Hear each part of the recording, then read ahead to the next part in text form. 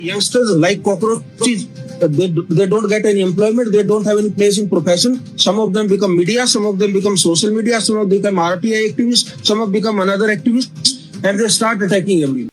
Chief justice of India ತಾವು ಹೇಳಿದ ಈ ಮಾತಿನಿಂದ ದೇಶದಲ್ಲಿ ಇಷ್ಟೊಂದು ದೊಡ್ಡ ಮಟ್ಟದ ತಲ್ಲಣ ಆಗುತ್ತೆ ಅಂತ ಖಂಡಿತ ಅಂದ್ಕೊಂಡಿರಲಿಲ್ಲ.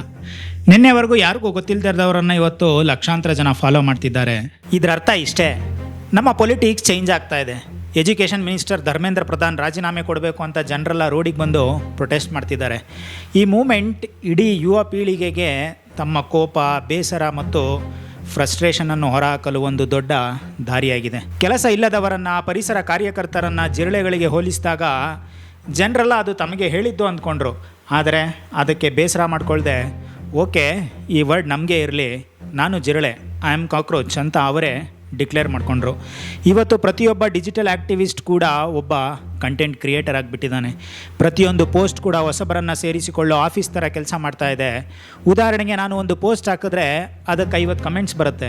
ಅದರಲ್ಲಿ ಕನಿಷ್ಠ 4 ಜನ ಆದರೂ ಮನಸ್ಸು ಬದಲಾಯಿಸಿ ಈ ಡಿಜಿಟಲ್ ಆ್ಯಕ್ಟಿವಿಸಮ್ ಒಳಗೆ ಬರ್ತಾರೆ. ಈ ಕಾಕ್ರೋಚ್ ಜನತಾ ಪಾರ್ಟಿ ಇವತ್ತು ಇರ್ಬೋದು, ಆದರೆ ನಾಳೆ ಇಲ್ಲದೆ ಇರ್ಬೋದು.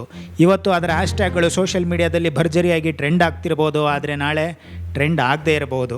ಅದ್ಯಾವುದು ಅಷ್ಟೊಂದು ಮುಖ್ಯ ಅಲ್ವೇ ಅಲ್ಲ. ಒಂದು ವಿಷಯ ನೆನ್ಪಿಡಿ, ಈ ಜಿರಳೆ ಅನ್ನೋದು ಅಸಲಿ ರೀಸನ್ ಅಲ್ಲ, ಅದು ಕೇವಲ ಒಂದು ಟ್ರಿಗರ್ ಅಷ್ಟೇ. ಅಂದರೆ ಜನರ ಒಳಗಿದ್ದ ಕೋಪ ಹೊರಬರಲು ಸಿಕ್ಕಿದ ಒಂದು ನೆಪ ಅಷ್ಟೇ. ಮೇ 2026ರಲ್ಲಿ ಇಂಡಿಯಾದಲ್ಲಿ ಒಂದು ಅಸಾಧಾರಣ ಘಟನೆ ನಡೆಯಿತು. ಸೋಷಿಯಲ್ ಮೀಡಿಯಾದಲ್ಲಿ ಕಾಕ್ರೋಚ್ ಜನತಾ ಪಾರ್ಟಿ ಅನ್ನೋ ಒಂದು ದೊಡ್ಡ ಮೂಮೆಂಟ್ ಸ್ಟಾರ್ಟ್ ಆಯಿತು.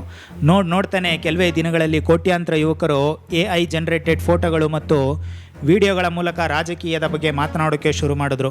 ಮೊದಲು ಇದು ಬರೀ ಇಂಟರ್ನೆಟ್ ಟ್ರೆಂಡ್ ಅಂದ್ಕೊಂಡಿದ್ರು, ಆದರೆ ಮೆಲ್ಲನೆ ಇದು ದೊಡ್ಡ ಮಟ್ಟಕ್ಕೆ ಬೆಳೆದುಬಿಡ್ತು. ದೆಹಲಿಯ ಜಂತರ್ ಮಂತರ್ನಲ್ಲಿ ಕಾಕ್ರೋಚ್ ಜನತಾ ಪಾರ್ಟಿಯ ಮೊದಲ ಲೈವ್ ಪ್ರೊಟೆಸ್ಟ್ ಕೂಡ ನಡೀತು. ಎಜುಕೇಷನ್ ಮಿನಿಸ್ಟರ್ ಧರ್ಮೇಂದ್ರ ಪ್ರಧಾನ್ ಅವರು ರಾಜೀನಾಮೆ ಕೊಡಬೇಕು ಅನ್ನೋದು ಅದರ ಮೂಲ ಉದ್ದೇಶ ಆಗಿತ್ತು. ಆದರೆ ಈ ಕತೆ ನಿಜವಾಗಿಯೂ ಜಿರಳೆಗಳ ಬಗ್ಗೆ ಅಲ್ಲ. ಇವತ್ತಿನ ನಮ್ಮ ವಿಡಿಯೋ ಕೂಡ ಜಿರಳೆಗಳ ಬಗ್ಗೆ ಅಲ್ವೇ ಅಲ್ಲ. ಈ ಕಾಕ್ರೋಚ್ ಜನತಾ ಪಾರ್ಟಿ ಅನ್ನೋದು ಇಡೀ ವರ್ಲ್ಡ್ನಲ್ಲಿ ನಡೀತಿರೋ ಒಂದು ದೊಡ್ಡ ಚೇಂಜ್ನ ಸಣ್ಣ ಲಕ್ಷಣ ಅಷ್ಟೇ. ವೆಸ್ಟ್ ಏಷ್ಯಾದಲ್ಲಿ ನಡೆದ ಅರಬ್ ಸ್ಟ್ರಿಂಗ್ ಇರ್ಬೋದು, ಅಮೇರಿಕದ ಆಕ್ಯುಪೈ ವಾಲ್ ಸ್ಟ್ರೀಟ್ ಇರ್ಬೋದು, ಹಾಂಗ್ಕಾಂಗ್ನ ಪ್ರೊಟೆಸ್ಟ್ಗಳಿರ್ಬೋದು, ಅಥವಾ ನೇಪಾಳದ ಜನಾಂದೋಲನ ಇರಬಹುದು, ಇವೆಲ್ಲದರ ಹಿಂದಿರೋ ಅಸಲಿ ಮ್ಯಾಟರ್ ಏನು ಅಂತ ನಾವು ಅರ್ಥ ಮಾಡ್ಕೊಳ್ಳೋಕ್ಕೆ ಟ್ರೈ ಮಾಡ್ತಾ ಇದ್ದೀವಿ. ಯಾಕೆಂದರೆ ಈ ಥರದ ಮೂಮೆಂಟ್ಗಳು ನಮ್ಮ ಹಳೆಯ ಕಾಲದ ಪೊಲಿಟಿಕಲ್ ಪಾರ್ಟಿಗಳಿಗಿಂತ ಸಿಕ್ಕಾಪಟ್ಟೆ ಫಾಸ್ಟ್ ಆಗಿರುತ್ತೆ. ಜೊತೆಗೆ ಇದು ಕಂಪ್ಲೀಟಾಗಿ ಡಿಸೆಂಟ್ರಲೈಸ್ಡ್ ಆಗಿರುತ್ತೆ. ಇವತ್ತಿನ ಅಸಲಿ ಪ್ರಶ್ನೆ ಸೋಷಿಯಲ್ ಮೀಡಿಯಾ ರಾಜಕೀಯದ ಮೇಲೆ ಪ್ರಭಾವ ಬೀರುತ್ತಾ ಇಲ್ವಾ ಅನ್ನೋದಲ್ಲ. ಈ ಕ್ವೆಶ್ಚನ್ ಈಗ ತುಂಬ ಹಳೇದಾಗಿದೆ. ಈಗಿರೋ ನಿಜವಾದ ಪ್ರಶ್ನೆ ಏನಪ್ಪ ಅಂದರೆ, ಈ ಡಿಜಿಟಲ್ ನೆಟ್ವರ್ಕ್ಗಳು ನಾವು ರಾಜಕೀಯದಲ್ಲಿ ಭಾಗವಹಿಸೋ ಶೈಲಿಯನ್ನೇ ಕಂಪ್ಲೀಟಾಗಿ ಬದಲಾಯಿಸ್ತಿವೆ ಅನ್ನೋದು. ಇದನ್ನು ಅರ್ಥ ಮಾಡ್ಕೋಬೇಕು ಅಂದರೆ ಈ ಡಿಜಿಟಲ್ ಪ್ರೊಟೆಸ್ಟ್ಗಳ ಸ್ಟ್ರಕ್ಚರ್ ಮತ್ತು ಅವು ಕೆಲಸ ಮಾಡೋ ರೀತಿನ ನಾವು ಸರಿಯಾಗಿ ಅರ್ಥ ಮಾಡ್ಕೋಬೇಕು. ಹ್ಯೂಮನ್ ಹಿಸ್ಟ್ರಿ ನೋಡಿದ್ರೆ ಹಳೆ ಕಾಲದಲ್ಲಿ ಒಂದು ಪ್ರೊಟೆಸ್ಟ್ ಆರ್ಗನೈಸ್ ಮಾಡೋದು ಸಿಕ್ಕಾಪಟ್ಟೆ ಕಷ್ಟದ ಕೆಲಸ ಆಗಿತ್ತು. ಯಾವುದೇ ಒಂದು ಮೂಮೆಂಟ್ ಮಾಡಬೇಕು ಅಂದರೂ ನಾಯಕರು, ದುಡ್ಡು, ಆಫೀಸ್ಗಳು, ವಾಲಂಟಿಯರ್ಸ್ಗಳು ಮತ್ತು ಕಮ್ಯುನಿಕೇಷನ್ ನೆಟ್ವರ್ಕ್ ಬೇಕಿತ್ತು. ಇದು ತಿಂಗಳುಗಳಾಯಿತು, ವರ್ಷಗಳಾಯಿತು, ಕೆಲವೊಮ್ಮೆ ದಶಕಗಳೇ ಆಗ್ತಿತ್ತು. ಅದರ ಮೇಲೆಯೇ ಒಂದು ದೊಡ್ಡ ಕಲೆಕ್ಟಿವ್ ಆ್ಯಕ್ಷನ್ ಅಂದರೆ ಸಾಮೂಹಿಕ ಹೋರಾಟ ಶುರು ಆಗ್ತಾ ಇತ್ತು. ಅಮೇರಿಕದ ಸಿವಿಲ್ ರೈಟ್ಸ್ ಮೂಮೆಂಟ್ನಿಂದ ಹಿಡಿದು ಇಂಡಿಯಾದ JP ಆಂದೋಲನದವರೆಗೂ ಎಲ್ಲದರಲ್ಲೂ ಇದೇ ಪ್ರೋಸೆಸ್ ಇತ್ತು. ಇದಕ್ಕೆ ಪೊಲಿಟಿಕಲ್ ಪಾರ್ಟಿಗಳು, ಲೇಬರ್ ಯೂನಿಯನ್ಗಳು ಅಥವಾ ಸ್ಟೂಡೆಂಟ್ ಆರ್ಗನೈಸೇಷನ್ಗಳ ಸಪೋರ್ಟ್ ಬೇಕಿತ್ತು. ಅಂದರೆ ಆಗಿನ ಕಾಲದ ಸೊಸೈಟಿ ಒಂದು ಆರ್ಗನೈಸೇಷನ್ ಬೇಸ್ ಮೇಲೆ ಕೆಲಸ ಮಾಡ್ತಾ ಇತ್ತು. ಆದರೆ ಇಂಟರ್ನೆಟ್ ಈ ಇಡೀ ಮಾಡೆಲನ್ನೇ ಚೇಂಜ್ ಮಾಡಿಬಿಟ್ಟಿದೆ. ಇವತ್ತು ಬರೀ ಒಂದು ವೈರಲ್ ಪೋಸ್ಟ್ ಮುಖಾಂತರ ಒಂದೇ ಒಂದು ಗಂಟೆಯಲ್ಲಿ ನೀವು ಅಸಂಖ್ಯಾತ ಜನರನ್ನು ರೀಚ್ ಆಗ್ಬೋದು. CJ ಅವರು ತಾವಾಡಿದ ಕಮೆಂಟ್ನಿಂದ ಇಷ್ಟೊಂದು ದೊಡ್ಡ ತಲ್ಲಣ ಆಗುತ್ತೆ ಅಂತ ಖಂಡಿತವಾಗಿ ಯೋಚಿಸಿರಲಿಲ್ಲ. ಆದರೆ ಇವತ್ತು ಅದು ಪಾಸಿಬಲ್ ಆಗ್ತಿದೆ. ಹಿಂದೆ ಪೊಲಿಟಿಕಲ್ ಆರ್ಗನೈಸೇಷನ್ಗಳು ವರ್ಷಗಟ್ಟಲೆ ಕಷ್ಟಪಟ್ಟು ಮಾಡ್ತಿದ್ದ ಕೆಲಸನ ಇವತ್ತು ಕೇವಲ ಒಂದು ಹ್ಯಾಶ್ಟ್ಯಾಗ್ ಮಾಡ್ತಾ ಇದೆ. ಅದು ಬರೀ ಒಂದು ಸ್ಟೇಟ್ ಅಥವಾ ಕಂಟ್ರಿ ಅಷ್ಟೇ ಅಲ್ಲ, ಇಂಟರ್ನ್ಯಾಷನಲ್ ಲೆವೆಲ್ನಲ್ಲಿ ಬೇರೆ ದೇಶದ ಜನರನ್ನು ಒಂದುಗೂಡಿಸ್ತಿದೆ. ಅಂದರೆ ನಾವು ಇವತ್ತು ಕಲೆಕ್ಟಿವ್ ಆ್ಯಕ್ಷನ್ ಅಂದರೆ ಸಾಮೂಹಿಕ ಕ್ರಮದಿಂದ ಕನೆಕ್ಟಿವ್ ಆ್ಯಕ್ಷನ್ಗೆ ಶಿಫ್ಟ್ ಆಗ್ತಾ ಇದ್ದೀವಿ ಅನ್ನೋದೇ ಅರ್ಥ. ಈ ಕಲೆಕ್ಟಿವ್ ಆ್ಯಕ್ಷನ್ ಮತ್ತು ಕನೆಕ್ಟಿವ್ ಆ್ಯಕ್ಷನ್ ಅನ್ನೋದನ್ನು ಚೆನ್ನಾಗಿ ನೆನ್ಪಿಟ್ಕೊಳ್ಳಿ. ಹಿಂದೆ ನಮಗೆ ಕಲೆಕ್ಟಿವ್ ಆ್ಯಕ್ಷನ್ ಬೇಕಿತ್ತು, ಆದರೆ ಈಗ ಕನೆಕ್ಟಿವ್ ಆ್ಯಕ್ಷನ್ ಮೂಲಕ ಕೆಲಸಗಳು ನಡೀತಾ ಇದೆ. ಹಳೆ ಸಿಸ್ಟಮಲ್ಲಿ ದೊಡ್ಡ ದೊಡ್ಡ ಸಂಸ್ಥೆಗಳು ಲಾಂಗ್ ಪ್ರಿಪ್ರೇಷನ್ ನಡೆಸಿ ಸ್ಟ್ರೈಕ್ ಅಥವಾ ಪ್ರೊಟೆಸ್ಟ್ ಮಾಡ್ತಿದ್ರು.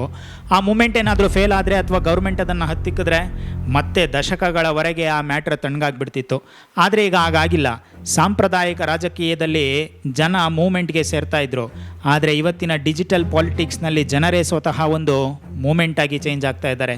ಯಾಕೆಂದರೆ ಇಲ್ಲಿ ಪ್ರತಿಯೊಬ್ಬ ವ್ಯಕ್ತಿಯು ಇಂಟರ್ನೆಟ್ನಲ್ಲಿ ಒಂದು ಈ ಐಡಿಗಳೇ ಇವತ್ತು ದೊಡ್ಡ ದೊಡ್ಡ ಆಂದೋಲನಗಳನ್ನು ಹುಟ್ಟಾಕ್ತಾ ಇವೆ. ಇದರಿಂದ ಕಾಮನ್ ಪೀಪಲ್ ಮತ್ತು ಗೌರ್ಮೆಂಟ್ ನಡುವೆ ಇರೋ ಪವರ್ ರಿಲೇಷನ್ ಕಂಪ್ಲೀಟ್ ಆಗಿ ಬದಲಾಗಿದೆ. ಮೇಲ್ನೋಟಕ್ಕೆ ಈ ಡಿಜಿಟಲ್ ಪ್ರೊಟೆಸ್ಟ್ಗಳು ಸಡನ್ ಆಗಿ ಸ್ಫೋಟ ಆದ ಹಾಗೆ ಕಂಡ್ರು ಅದರ ಒಳಗಡೆ ಒಂದು ಪಕ್ಕಾ ಸ್ಟ್ರಕ್ಚರ್ ಇರುತ್ತೆ. ಯಾವುದೇ ಡಿಜಿಟಲ್ ಆಂದೋಲನ ಅರ್ಥ ಮಾಡ್ಕೋಬೇಕು ಅಂದರೆ 5 ಪಿಲ್ಲರ್ಗಳು ನಮಗೆ ಗೊತ್ತಿರಬೇಕು. ಮೊದಲನೇದು ಪ್ಲ್ಯಾಟ್ಫಾರ್ಮ್ ಎಕೋಸಿಸ್ಟಮ್. ಇವತ್ತಿನ ಮೂಮೆಂಟ್ಗಳು ಬರೀ ಒಂದೇ ಒಂದು ಸೋಷಿಯಲ್ ಮೀಡಿಯಾದಲ್ಲಿ ನಡೆಯಲ್ಲ. ಅವುಗಳದ್ದೇ ಆದ ಒಂದು ಮಲ್ಟಿ ಪ್ಲ್ಯಾಟ್ಫಾರ್ಮ್ ಎಕೋಸಿಸ್ಟಮ್ ಇರುತ್ತೆ. ಪ್ರತಿಯೊಂದು ಆ್ಯಪ್ಗೂ ತನ್ನದೇ ಆದ ಕೆಲಸ ಇರುತ್ತೆ. ಉದಾಹರಣೆಗೆ Instagram, YouTube, X, WhatsApp, Telegram ಮತ್ತು ಸಿಗ್ನಲ್ ತರಹದ ಆ್ಯಪ್ಸ್ಗಳು ಒಟ್ಟಿಗೆ ಕೆಲಸ ಮಾಡ್ತವೆ. ಕೆಲವು ಪ್ಲ್ಯಾಟ್ಫಾರ್ಮ್ಗಳು ಎಮೋಷ್ನಲ್ ಕನೆಕ್ಟ್ ಕ್ರಿಯೇಟ್ ಮಾಡಿದ್ರೆ ಇನ್ಕ್ರಿಪ್ಟೆಡ್ ಮೆಸೇಜಿಂಗ್ ಆ್ಯಪ್ಸ್ಗಳು ಇನ್ಫಾರ್ಮೇಷನ್ ಮತ್ತು ಪ್ಲ್ಯಾನ್ಗಳನ್ನು ಸಿಕ್ಕಾಪಟ್ಟೆ ಫಾಸ್ಟಾಗಿ ಗ್ರೂಪ್ಗಳಿಗೆ ತಲುಪಿಸ್ತವೆ. ಎರಡನೇದು ಹ್ಯಾಶ್ಟ್ಯಾಗ್ ಅಂದರೆ ಬರೀ ಒಂದು ವರ್ಡ್ ಅಲ್ಲ. ಇದು ಬೇರೆ ಬೇರೆ ಜಾಗದಲ್ಲಿರೋ ಒಂದೇ ಥರ ಯೋಚನೆ ಮಾಡೋ ಜನರ ಮೈಂಡ್ಸೆಟ್ಟನ್ನು ಒಂದೇ ಕಡೆ ತರೋ ಸಾಧನ. ಇದು ಪರ್ಸ್ನಲ್ ಐಡೆಂಟಿಟಿನ ಕಲೆಕ್ಟಿವ್ ಐಡೆಂಟಿಟಿಯಾಗಿ ಚೇಂಜ್ ಮಾಡುತ್ತೆ. ಉದಾಹರಣೆಗೆ ಹ್ಯಾಶ್ಟ್ಯಾಗ್ ಬ್ಲ್ಯಾಕ್ ಲಿವ್ಸ್ ಮ್ಯಾಟರ್ ಇರಬಹುದು, ಹ್ಯಾಶ್ಟ್ಯಾಗ್ ಮೀಟು ಇರಬಹುದು, ಅಥವಾ ಇವತ್ತಿನ ಹ್ಯಾಶ್ಟ್ಯಾಗ್ ಕಾಕ್ರೋಚ್ ಇರ್ಬೋದು. ಇವೆಲ್ಲ ಚದುರಿ ಹೋಗಿದ್ದ ಜನರ ಆಕ್ರೋಶಕ್ಕೆ ಒಂದು ಸಾಂಸ್ಥಿಕ ರೂಪ ಕೊಡುತ್ತೆ. ಮೂರನೇದು ಕನೆಕ್ಟಿವ್ ಆ್ಯಕ್ಷನ್. ಹಳೆ ಪೊಲಿಟಿಕಲ್ ಮೂಮೆಂಟ್ಸ್ ಕಠಿಣವಾದ ಶಿಸ್ತು, ಪ್ರೆಸಿಡೆಂಟ್, ವೈಸ್ ಪ್ರೆಸಿಡೆಂಟ್ ಅನ್ನೋ ಪದಾಧಿಕಾರಿಗಳು ಮತ್ತು ರೂಲ್ಸ್ ಬೇಕಿತ್ತು. ಆದರೆ ಡಿಜಿಟಲ್ ಮೂಮೆಂಟ್ಗಳು ತುಂಬ ಲೂಸ್ ನೆಟ್ವರ್ಕ್ ಆಗಿರುತ್ತೆ. ಇಲ್ಲಿ ಯಾವುದೇ ತರಹದ ಬಾಸ್ ಇರಲ್ಲ, ಹೈರಾರ್ಕಿ ವ್ಯವಸ್ಥೆಯೂ ಕೂಡ ಇರಲ್ಲ. ಯಾರು ಲೀಡರ್, ಯಾರು ವರ್ಕರ್ ಅಂತಲೇ ಗೊತ್ತಾಗಲ್ಲ. ಹಾಗಾಗಿ ಇದನ್ನು ಸ್ಟಾಪ್ ಮಾಡೋದು ಗೌರ್ಮೆಂಟ್ಗಳಿಗೂ ಸಿಕ್ಕಾಪಟ್ಟೆ ಕಷ್ಟ ಆಗುತ್ತೆ. ಇಲ್ಲಿ ಭಾಗವಹಿಸೋ ಪ್ರತಿಯೊಬ್ಬನೂ ಸ್ವತಃ ಒಬ್ಬ ಕಂಟೆಂಟ್ ಕ್ರಿಯೇಟರ್. ನಾಲ್ಕನೇದು ಲೀಡರ್ಶಿಪ್. ಇಂತಹ ಆಂದೋಲನಗಳಲ್ಲಿ ಟ್ರೆಡಿಷನಲ್ ಲೀಡರ್ಸ್ ಇಲ್ದಿದ್ರೂ ಹೈಪರ್ ನೋಟ್ಸ್ ಅಂತ ಕರೆಯಲಾಗುವ ಪ್ರಭಾವಶಾಲಿ ವ್ಯಕ್ತಿಗಳಾಗಿರ್ತಾರೆ. ಇವರು ಜರ್ನಲಿಸ್ಟ್ ಆಗಿರ್ಬೋದು, ಸೋಷಿಯಲ್ ಮೀಡಿಯಾ ಇನ್ಫ್ಲೂಯೆನ್ಸರ್ಸ್ ಆಗಿರ್ಬೋದು, ಪ್ರೊಫೆಸರ್ಸ್ ಅಥವಾ ಕಂಟೆಂಟ್ ಕ್ರಿಯೇಟರ್ಸ್ ಆಗಿರ್ಬೋದು. ಆಕ್ಯುಪೈ ವಾಲ್ ಸ್ಟ್ರೀಟ್ ಆಂದೋಲನದ ರಿಸರ್ಚ್ ಪ್ರಕಾರ ತುಂಬ ಕಡಿಮೆ ಸಮಯ ಇನ್ಫ್ಲೂಯೆನ್ಷಿಯಲ್ ಅಕೌಂಟ್ಗಳು ಬೇರೆ ಬೇರೆ ಕಮ್ಯುನಿಟಿಗಳನ್ನು ಕನೆಕ್ಟ್ ಮಾಡೋಕ್ಕೆ ಮತ್ತು ಇನ್ಫಾರ್ಮೇಷನ್ ವೇಗವಾಗಿ ಸ್ಪ್ರೆಡ್ ಮಾಡೋಕ್ಕೆ ಮೇನ್ ರೀಸನ್ ಆಗಿತ್ತು ಅಂತ ಹೇಳುತ್ತೆ. ಐದನೇದು ಸ್ಕೇಲ್ ಶಿಫ್ಟ್. ಇದು ಎಲ್ಲದಕ್ಕಿಂತ ಇಂಪಾರ್ಟೆಂಟ್. ಒಂದು ಆಂದೋಲನ ವರ್ಚುವಲ್ ಪ್ರಪಂಚದಿಂದ ಹೊರಗಡೆ ಬಂದು ರಿಯಲ್ ವರ್ಲ್ಡ್ ಮೇಲೆ ಎಫೆಕ್ಟ್ ಬೀರಲು ಸ್ಟಾರ್ಟ್ ಮಾಡೋ ಆ ಒಂದು ಕ್ಷಣವೇ ಸ್ಕೇಲ್ ಶಿಫ್ಟ್. ಬರೀ ಲೈಕ್ಸ್ ಮತ್ತು ಶೇರ್ಸ್ ಮಾತ್ರ ಪವರ್ ಅಲ್ಲ. ನಿಜವಾದ ಪವರ್ ಸಿಗೋದು ಯಾವಾಗ ಅಂದರೆ ಆನ್ಲೈನ್ ಪ್ರೊಟೆಸ್ಟ್ ರೋಡಿಗೆ ಬಂದು ಗೌರ್ಮೆಂಟ್ ತನ್ನ ಪಾಲಿಸಿಗಳನ್ನು ಚೇಂಜ್ ಮಾಡೋ ಅನಿವಾರ್ಯತೆ ಕ್ರಿಯೇಟ್ ಆದಾಗ ಮಾತ್ರ. ಹಾಗಾದರೆ ಇವತ್ತಿನ ಜೆನ್ಜಿ ಜನರೇಷನ್ ರಿಯಲ್ ಪೊಲಿಟಿಕಲ್ ರೆಸ್ಪಾನ್ಸಿಬಿಲಿಟಿಯಿಂದ ಓಡಿ ಹೋಗಿ ಬರೀ ಮೀಮ್ ಪೊಲಿಟಿಕ್ಸ್ ಮಾಡ್ತಾ ಇದೆಯಾರಾ? ಇದನ್ನು ಅರ್ಥ ಮಾಡ್ಕೋಬೇಕು ಅಂದರೆ ಬರೀ ಪಾಲಿಟಿಕ್ಸ್ ಅಷ್ಟೇ ಅಲ್ಲ, ಎಕನಾಮಿನೂ ಅರ್ಥ ಮಾಡ್ಕೋಬೇಕು. ಇವತ್ತಿನ ಯುವ ಪೀಳಿಗೆ ತಮ್ಮ ಎಕ್ಸ್ಪೆಕ್ಟೇಷನ್ ಮತ್ತು ರಿಯಾಲಿಟಿ ನಡುವೆ ದೊಡ್ಡ ಗ್ಯಾಪ್ ಕಾಣ್ತಾ ಇದ್ದಾರೆ. ಎಜುಕೇಷನ್ ಆಗಿರ್ಬೋದು, ಹೆಲ್ತ್ ಆಗಿರ್ಬೋದು, ಹೌಸಿಂಗ್ ಆಗಿರ್ಬೋದು, ಎಲ್ಲ ಸಿಕ್ಕಾಪಟ್ಟೆ ಕಾಸ್ಟ್ಲಿ ಆಗಿದೆ. ಜಾಬ್ ಆಪರ್ಚುನಿಟೀಸ್ ಕಡಿಮೆ ಆಗ್ತಿದೆ. ಅವರ ಹತ್ರ ಇನ್ಫಾರ್ಮೇಷನ್ ತುಂಬಿ ತುಳುಕ್ತಾ ಇದೆ. ಆದರೆ ಲೈಫ್ನಲ್ಲಿ ಚಾನ್ಸಸ್ ಅಥವಾ ಆಪರ್ಚುನಿಟೀಸ್ ತುಂಬ ಕಡಿಮೆ ಇವೆ. ಇಂತಹ ಟೈಮಲ್ಲಿ ಮೀಮ್ಗಳು ಬರೀ ಎಂಟರ್ಟೈನ್ಮೆಂಟ್ ಆಗಿ ಉಳಿದಿಲ್ಲ, ಅವು ಕಂಪ್ರೆಸ್ಡ್ ಪೊಲಿಟಿಕಲ್ ಕಮ್ಯುನಿಕೇಷನ್ ಆಗಿ ಚೇಂಜ್ ಆಗಿವೆ. ಹಿಂದೆ 4-5 ಪೇಜ್ ಪಾಂಪ್ಲೆಟ್ ಹೊತ್ತಬೇಕಿತ್ತು. ಆದರೆ ಇವತ್ತಿನ ಜನ್ರೇಷನ್ ಒಂದು ಸಣ್ಣ ಮೀಮ್ ಮೂಲಕವೇ ಪಾಂಪ್ಲೆಟ್ ಮ್ಯಾಟರ್ಸನ್ನು ತುಂಬ ಸಿಂಪಲ್ಲಾಗಿ, ಎಮೋಷ್ನಲ್ ಆಗಿ ಅರ್ಥ ಮಾಡ್ಕೋತಾರೆ, ಅರ್ಥ ಕೂಡ ಮಾಡಿಸ್ತಾರೆ. ಹಾಗೆಯೇ ಈ ಡಿಜಿಟಲ್ ಪ್ರೊಟೆಸ್ಟ್ಗಳಿಗೆ ಕೆಲವು ಲಿಮಿಟೇಷನ್ಸ್ ಮತ್ತು ರಿಸ್ಕ್ ಕೂಡ ಇವೆ. ಉದಾಹರಣೆಗೆ ಇನ್ಫಾರ್ಮೇಷನ್ ಎಷ್ಟು ಫಾಸ್ಟಾಗಿ ಸ್ಪ್ರೆಡ್ ಆಗುತ್ತೋ ಅಷ್ಟೇ ಅಥವಾ ಅದಕ್ಕಿಂತ ಡಬಲ್ ಸ್ಪೀಡ್ನಲ್ಲಿ ಫೇಕ್ ನ್ಯೂಸ್ ಕೂಡ ಸ್ಪ್ರೆಡ್ ಆಗುತ್ತೆ. ಎರಡನೇದು ಲೀಡರ್ಶಿಪ್ ಇಲ್ಲದೆ ಇರೋದು. ಡಿಸೆಂಟ್ರಲೈಸ್ಡ್ ಆಂದೋಲನಗಳಲ್ಲಿ ಯಾವುದೇ ರಿಯಲ್ ಕಂಟ್ರೋಲ್ ಇರಲ್ಲ. ಹೈಪರ್ ನೋಟ್ಸ್ ಹೇಳಿದ ತಕ್ಷಣ ಆಂದೋಲನ ಸೈಲೆಂಟ್ ಆಗಿರುತ್ತೆ ಅನ್ನೋದಕ್ಕೆ ಯಾವುದೇ ಗ್ಯಾರಂಟಿಯೂ ಇರಲ್ಲ. ಹಾಗೆಯೇ ಶಾರ್ಟ್ ಲಿವ್ಡ್ ಮೀಮ್ಸ್ ಮತ್ತು ಹ್ಯಾಶ್ಟ್ಯಾಗ್ಗಳ ಲೈಫ್ ತುಂಬ ಶಾರ್ಟ್. ಹಾಗಾಗಿ ಇಂತಹ ಆಂದೋಲನಗಳು ಎಷ್ಟು ದಿನ ನಿಲ್ಲುತ್ತವೆ ಅನ್ನೋದು ಯಾವಾಗಲೂ ಒಂದು ದೊಡ್ಡ ಕ್ವೆಶ್ಚನ್ ಮಾರ್ಕ್ ಆಗೇ ಇರುತ್ತೆ. 20th ಸೆಂಚುರಿಯ ಪ್ರೊಟೆಸ್ಟ್ಗಳಿಗೂ ಇವತ್ತಿನ ಪ್ರೊಟೆಸ್ಟ್ಗಳಿಗೂ ಭಾರಿ ಡಿಫ್ರೆನ್ಸ್ ಇದೆ. ಇವತ್ತು ಲಕ್ಷಾಂತರ ಜನ ಯಾವುದೇ ಅಫಿಷಿಯಲ್ ಲೀಡರ್ ಇಲ್ಲದೆ, ಸಾಂಪ್ರದಾಯಿಕ ಮೀಡಿಯಾಗಳ ಸಪೋರ್ಟ್ ಇಲ್ಲದೆ ಒಂದಾಗ್ತಾ ಇದ್ದಾರೆ.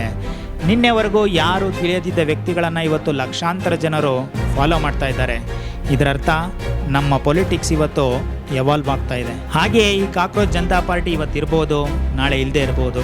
ಆದರೆ ಈ ಡಿಜಿಟಲ್ ಡೆಮೋಕ್ರಸಿ ಮತ್ತು ಡಿಜಿಟಲ್ ಪ್ರೊಟೆಸ್ಟ್ ಅನ್ನೋ ಫಿನಾಮಿನನ್ನ ನಾವೆಲ್ಲ ಸರಿಯಾಗಿ ಅರ್ಥ ಮಾಡ್ಕೊಂಡಿದ್ದೀವ ಅನ್ನೋದೇ ಇವತ್ತಿನ ಬಿಗ್ ಕ್ವೆಶ್ಚನ್. ಸೊ ಈ ವಿಷಯದ ಬಗ್ಗೆ ನಿಮ್ಮ ಅಭಿಪ್ರಾಯ ಏನು ಅನ್ನೋದನ್ನು ಕಮೆಂಟ್ನಲ್ಲಿ ತಿಳಿಸಿ. ಹಾಗೆ ಈ ವಿಡಿಯೋ ಇಷ್ಟ ಆದರೆ ಲೈಕ್ ಮಾಡಿ, ಶೇರ್ ಮಾಡಿ ಮತ್ತು ನಮ್ಮ ಚಾನಲ್ಗೆ ಸಬ್ಸ್ಕ್ರೈಬ್ ಆಗೋದನ್ನು ಮರಿಬೇಡಿ. ನಮಸ್ಕಾರ.